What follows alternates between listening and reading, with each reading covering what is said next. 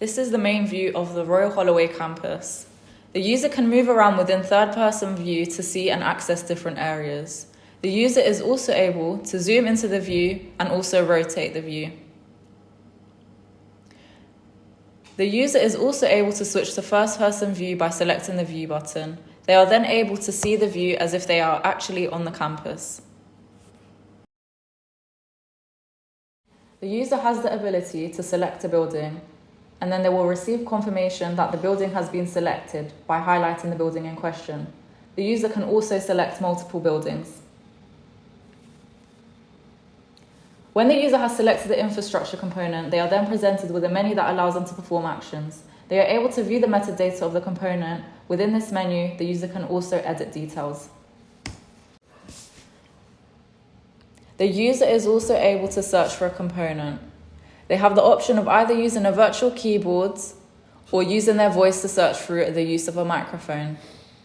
The search bar will update dynamically as the user is typing to display all results that apply.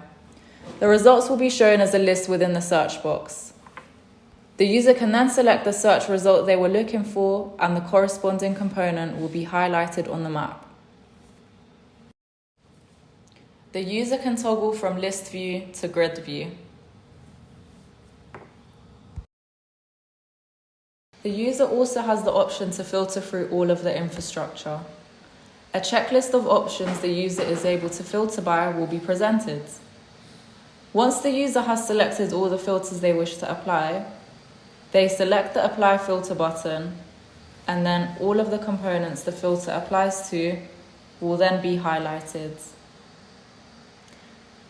If the user then wishes to cancel the filter, they can do so by selecting the Reset Filter button.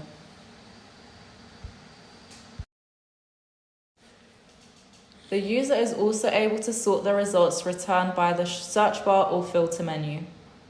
The user has the option to sort by ascending or descending values of name, size, date, and type.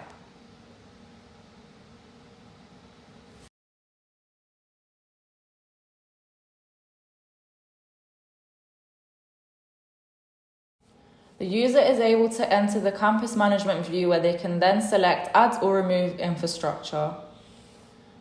The user adds a new infrastructure.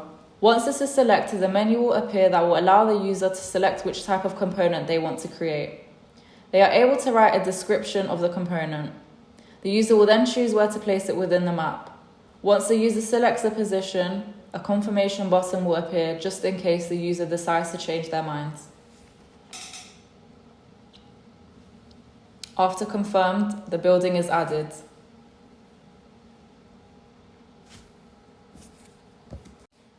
The user is also able to delete infrastructure by clicking the Delete Infrastructure button. They are then able to select the component they wish to delete. The user is also able to select multiple components to delete in one go.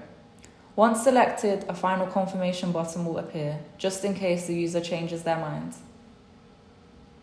The buildings are then deleted. There is also an undo button if later the user has decided to undo any changes they had made. There is also a home button which will take the user back to the overview of the campus. The user is also able to enter the settings menu, which they can then activate accessibility settings. Colorblind users and visually impaired users are able to adjust the colors that are displayed if they are not able to differentiate the standard.